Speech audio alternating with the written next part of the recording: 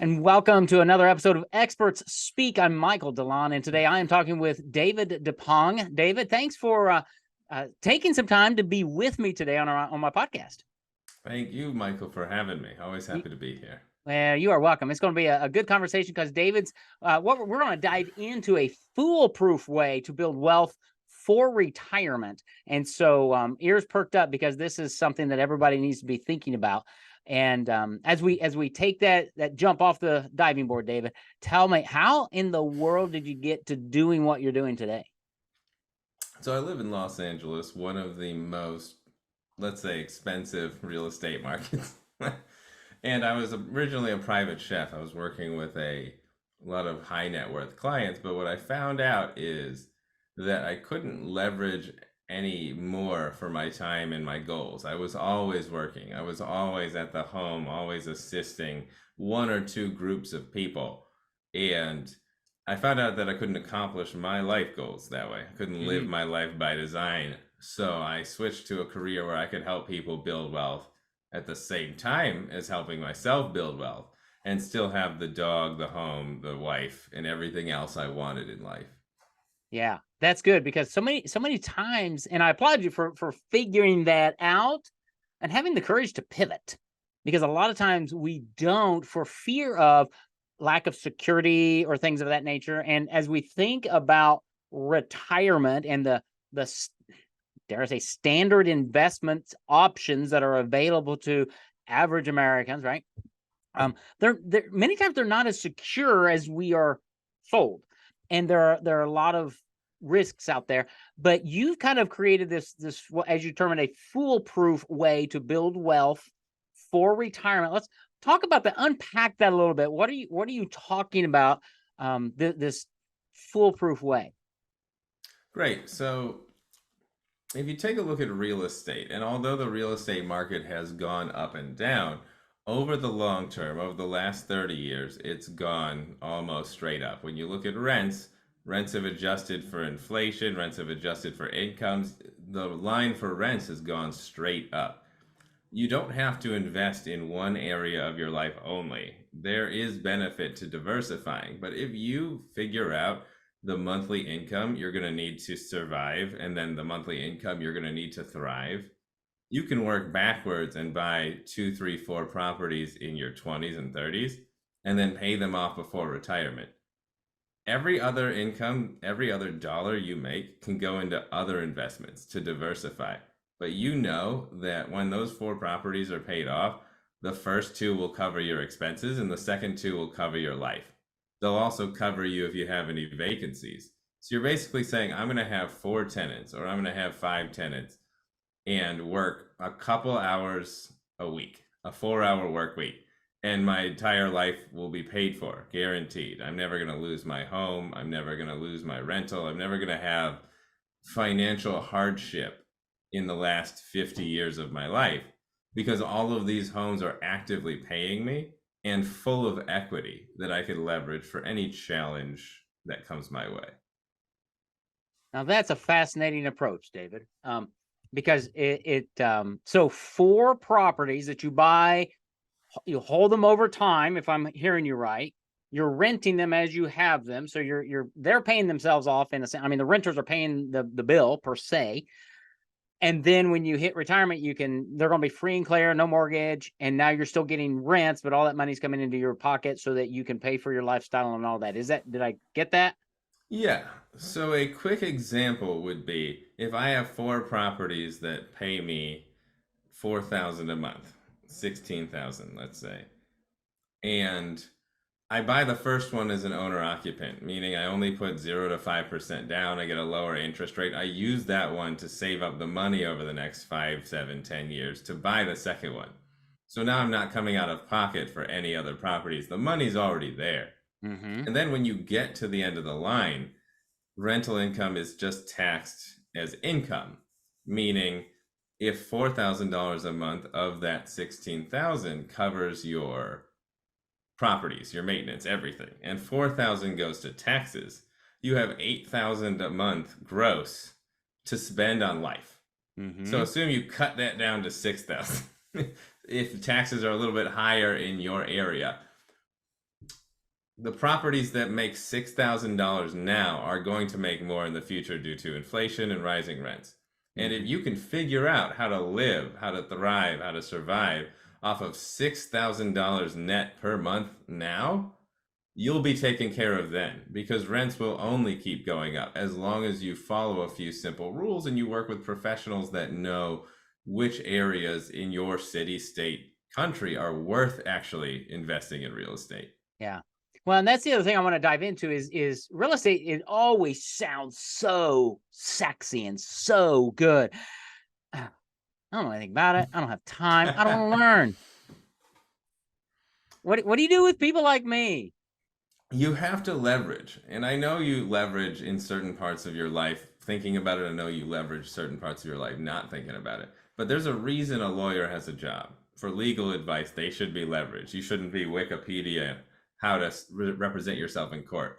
You go to the doctor for advice. You have to go to a real estate professional in your area that aligns with your goals and has a track record of success so that you can go, hey, I want to do what you're doing and what you're helping dozens of other people do actively right now, Yeah. and then hold them accountable. You hold yourself accountable for the prep and you hold them accountable for the results that they tell you and show you you're going to have. And then by doing that and listening and trusting that professional, you save your time by having scheduled 30-minute calls with him throughout the year. Yeah. And you get to buy a place that has the highest percent likelihood of succeeding, as opposed to just buying anything anywhere, because that approach is more like gambling. There's no consistency, there's no edge. You're just shooting from the hip because somebody told you you should. Right. You heard somebody on a podcast who said, but so the other thing that's unique about the way you're approaching this is I don't have to become a real estate mogul and end up owning 48 No. properties, which is just mind blowing. You're saying, simplicity and doing it, you're almost stair stepping it where you can buy one, wait a few years, take equity out of that, buy another. Is that kind of the philosophy?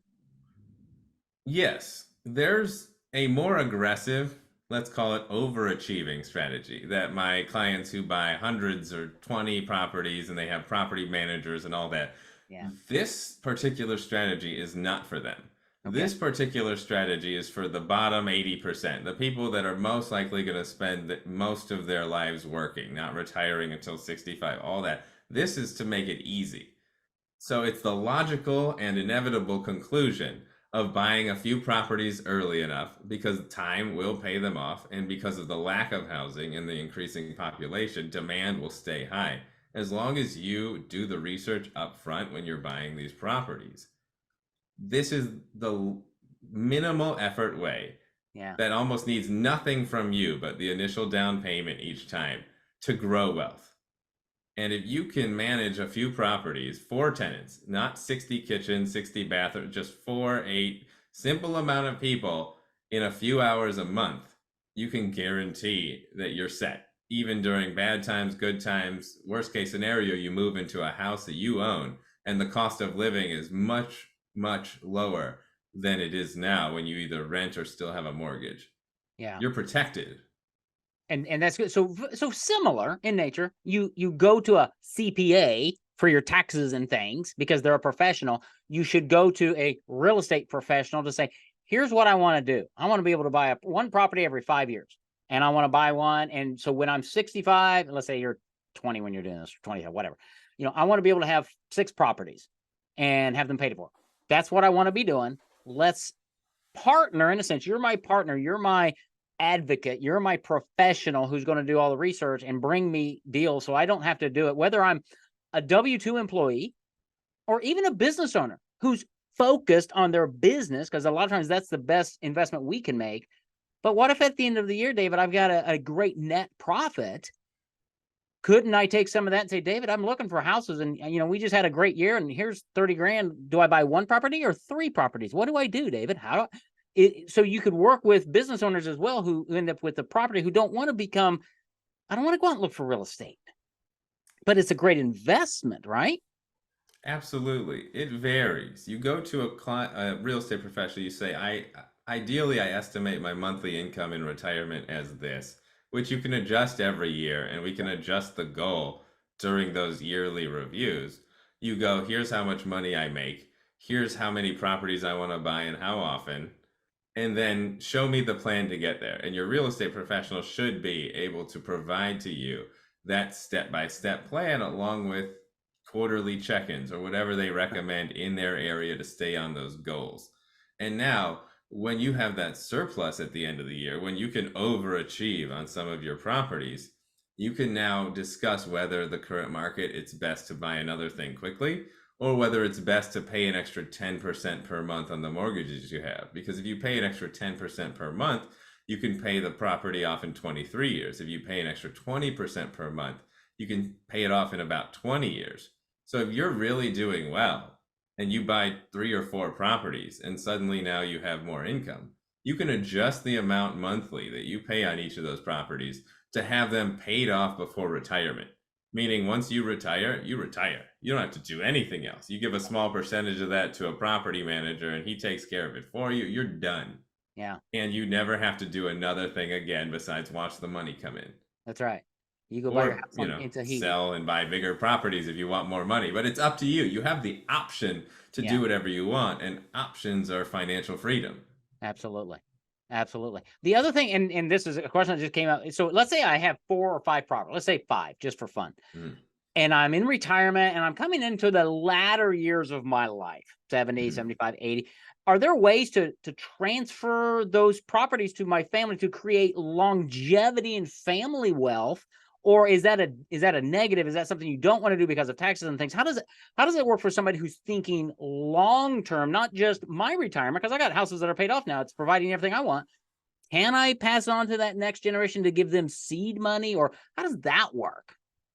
Long term planning, long term thinking is the key word. And it's something a lot of us desperately need, especially right now.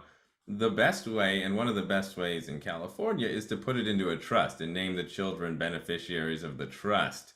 That way you can avoid having to sell, transfer, or do other things that might change the property tax rate or might tax your kids or cost them more money than it'll make them.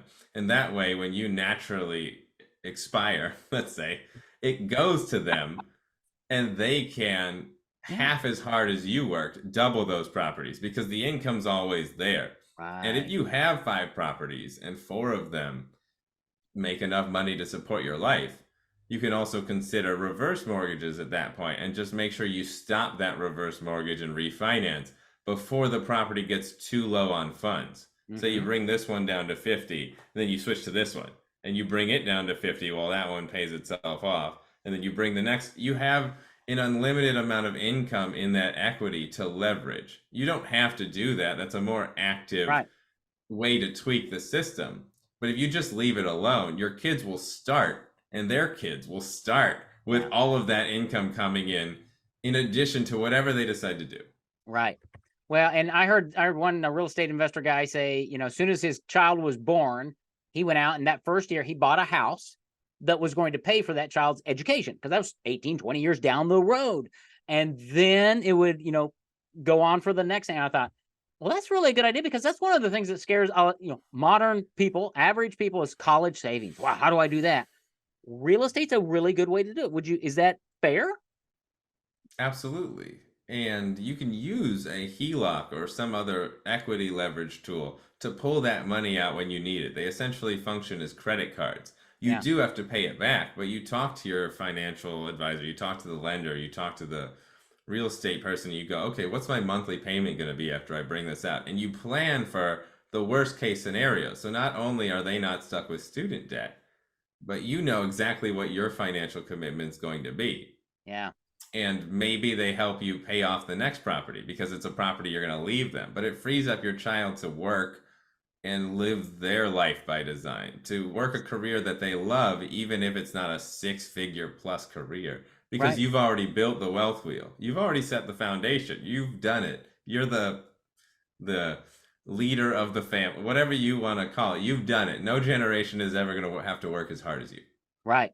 Well, and that's really good because here's one of my theories, David, is why does the next generation always have to start at zero? Why do they have to start at ground floor? And they don't, They don't. especially if we as the patriarchs and matriarchs create a vehicle that can endure time. And I think real estate's been around for a couple of years, hasn't it? I listen, I know that the first generation that moves to a country that builds wealth, that succeeds, that goes to college, the first generation is always working the hardest. Yeah, I know this. However, the good that it will do every generation of your family by leaving them one, two, even, three properties that aren't paid off, but they go to your kids who can then finish paying them off right, is, I mean, it's indefinite. It will keep going as long as they don't sell the property and right, put the money in somewhere else. Meaning, once they have the three, teach them how to make it six in their lifetime and then invest their other money in other investments. And then their kids can teach them how six becomes 12 and then put the rest of their money in other investments. And suddenly now you have small business owners, families that own half a dozen properties per person instead of a couple big businesses owning most of them. right, And you renting for your entire life as you watch your cost of living double and triple because you lived so long. You couldn't plan that far ahead. right. Well, and that's another aspect, which and so I mean, this is one of my hot buttons, David, is legacy and how do you do all this? But even for a young family starting out, I mean, I've got sons who are one's a homeowner, one's not yet, both married, and so we're talking to the not yet kid and saying, well, you could buy a house, or maybe you could buy a duplex, maybe you could buy a fourplex. Hmm. You live in one, and the others pay for you. Is that one way that young people? I mean, like he's 25 and they don't have tons of money, but they could do something like that, right? Yes, and it's something I highly encourage. I highly encourage people going to things like down payment assistance programs, closing cost assistance programs, duplexes, threeplexes, fourplexes now so that they can learn if it's going to take a year or two to prepare for that. You have that time. You can do it because you're going to be alive and you're going to be doing it anyway.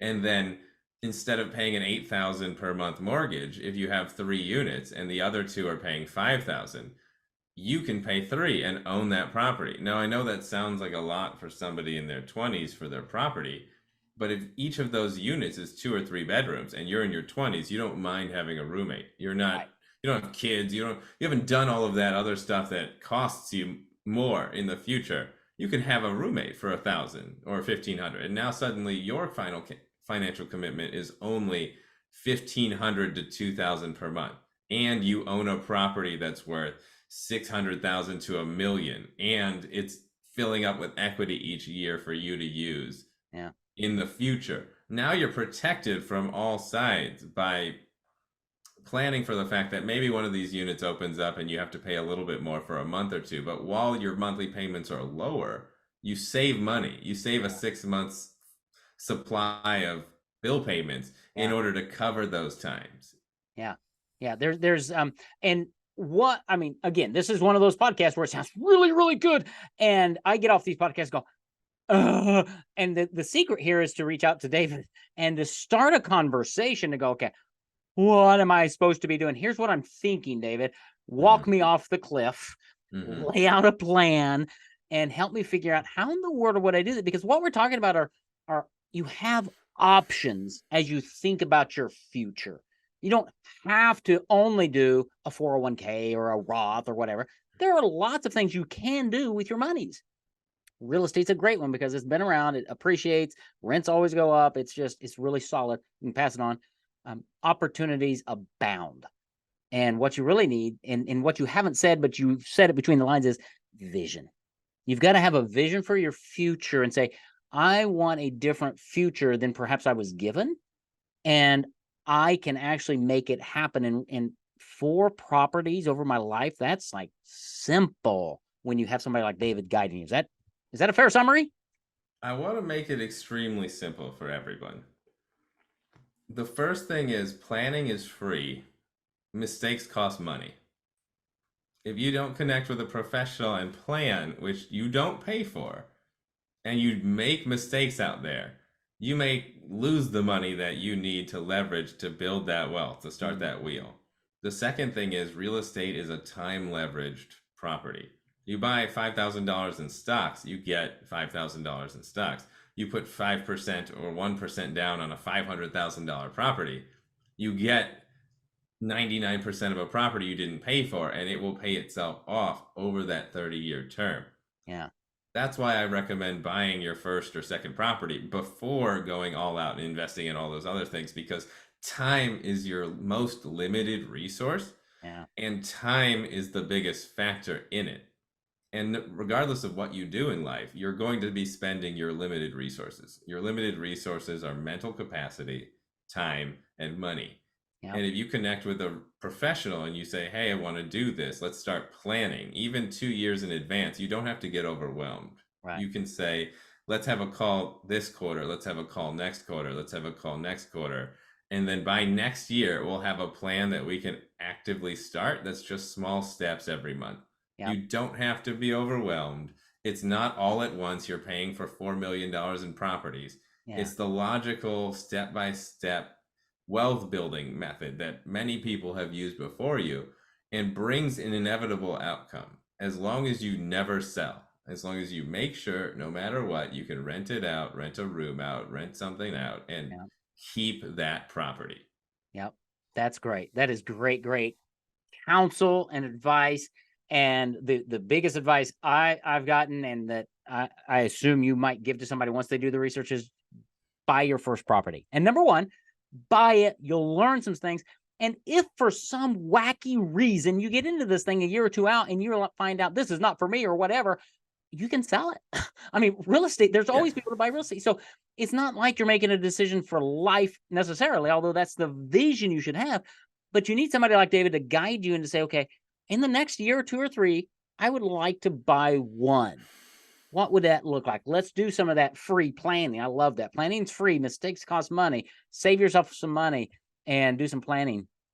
David, dude, we could spend another hour. We could talk all day. There's so much. And listen, the places you might want to live right now might not be the place you can afford to buy. But you buy in the place that's going to be the most aggressive investment, and you move out as soon as you can and rent it out. Yeah. And then you go into the next place in a better area that you like more. You sacrifice 2 or 3 years now not having your ideal life so that your last 50 are the quality that you would like them to be. And sooner if you can overachieve. But the last 50 are like, okay, hey, I just want to spend time with my family for the next 50 years. Yeah. Let's have some money when we do that. Exactly. And let other people pay for your retirement, because your renters are going to pay for it all, which is really cool. David, how do people reach out to you or find you to do some of that free planning, to get some, maybe some questions they have that I haven't asked yet? What would be their next step? My website, Dippong Real Estate, Dippong, realestate.com, has all of my monthly blogs, email, phone number. If somebody wants to contact me directly through email, that's the best way to set up a time to talk and let me give me some time to get back to them with the answer to their question. Sure. If not, they can look up at Dippong Real Estate LA, like Los Angeles, on TikTok, Instagram, Facebook, and they can see short 1-minute concise videos to take in this education at their own speed. So that when they get prepared enough emotionally, mentally to reach out and have that conversation, they can. And from a place of power and not from a place of, I don't know anything. Right. Yeah. And that's one thing that David's really strong on, is education.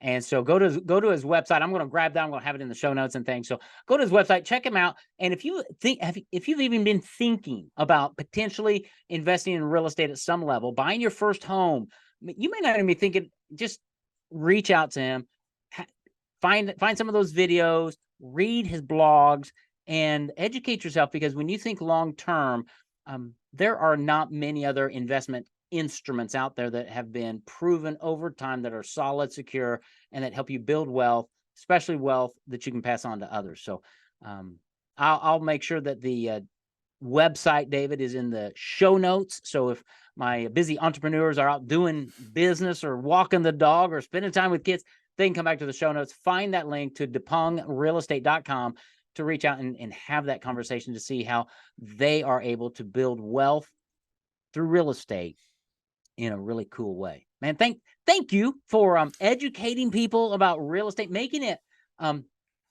accessible. I mean, 4 properties in your life, that's doable for anybody. One a decade.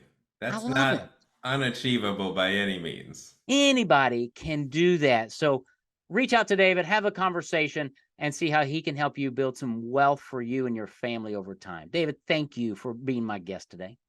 Thank you, Michael. Thanks for helping me share the info.